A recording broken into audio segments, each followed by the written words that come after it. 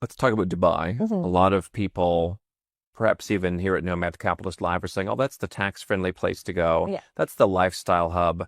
And yet, a lot of people say it is a minefield for dating. Dating is war there. Yeah, it really is. And I'll tell you why. One of the key things that you'll see in Dubai that you don't see anywhere else, and I say this as a woman who lives in Dubai, and I love Dubai, absolutely. I have to make this very clear because I'm not just saying everyone thinks I'm sponsored by Dubai because of how much I love it. I happen to really, really love it and I really enjoy it. But what I would say is for the dating scene as a successful man, one of the things that's happened in Dubai that makes women hard to connect with is they have the ability to just be with men that they're not attracted to, who are simply there that is successful. Now, whenever a woman has the ability to not care if she's attracted to a man and just focus on what he does financially, she's always less loyal. Loyalty is really driven by a woman's attraction towards you. Yeah, that's the key ingredient. So you can get a woman, everyone can get a woman, but her loyalty will depend on how attracted she is to you over and above other men. Now, what Dubai does is attract a bunch of women that can forego attraction very easily as long as he's giving her a lifestyle that she likes. The moment a woman is attaching more to what you provide than who you are and how she feels about you, the loyalty is decreased. And so that's what I noticed. There's a lot of lack of loyalty in the women in Dubai. Why in Dubai in particular? Because it's one of the countries where money really gets you far. And what I mean by that is I've been born and raised in London.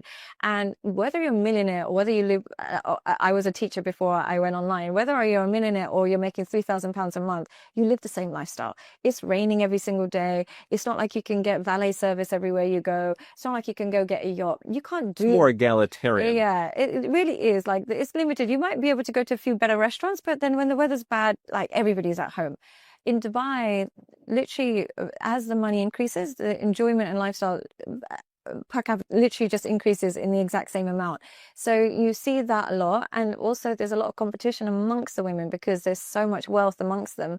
So every woman kind of starts to feel like, oh, she's got a Bentley, she's got a Range Rover, where's mine? So there's that competition between the women as well. That's very heavy in Dubai that I don't see anywhere else.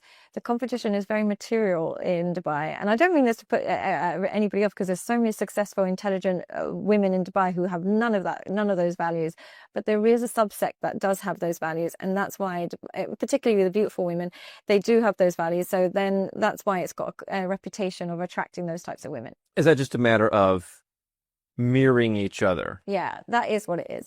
There is a huge, huge portion of Dubai that nobody talks about, which is just regular people getting their hustle on, working really hard, meeting wonderful people, and getting married and settling down. There's loads of those.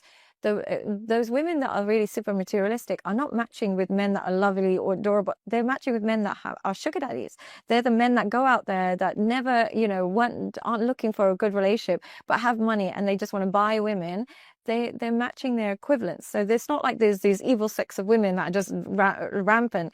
There's an equal amount of men that go there who have no desire to settle down, no desire to have a real relationship, just lead with money, and then they find each other The perfectly. war basically continues. I The was war talking to someone, continues. they said, oh, some new guy moved into Dubai and all my friends and I were chasing, oh, he hasn't been ruined yet.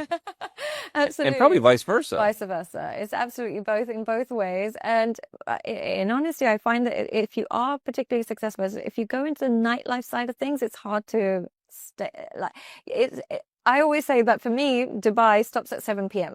I enjoy my life and I enjoy everything, but I'm home by 7 or 8 p.m. After dark. And if you've got a certain amount of money and you go to certain places, the environment changes.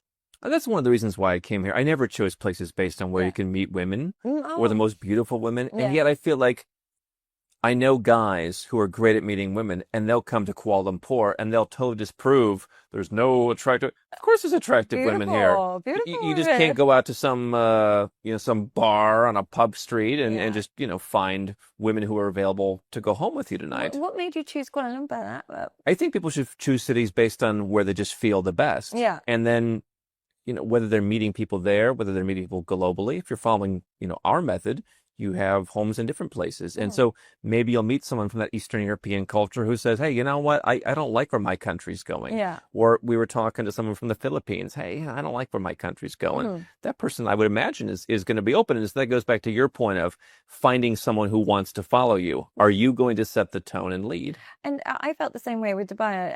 I know, like, it just suits me personally because I'm not in that world. I just found it suits me. I'm Muslim, so it's got that element to it. I love the sun. It suits me as a person. Now, so many people say, I don't want to move to Dubai because I won't find a husband and I won't find a wife. And I say that absolutely, that might be the truth for you, but at least you'll find a city that you like. Find a city you like and worry about that part afterwards. I know that sounds counterproductive, but choosing a city you like, worst case scenario, if you don't meet somebody, you still like your life. You know, one of my great friends, he says, you got to stop trying to date the most beautiful women in the Mm. world. I mean, perhaps, now you could say perhaps that they're not approached as much.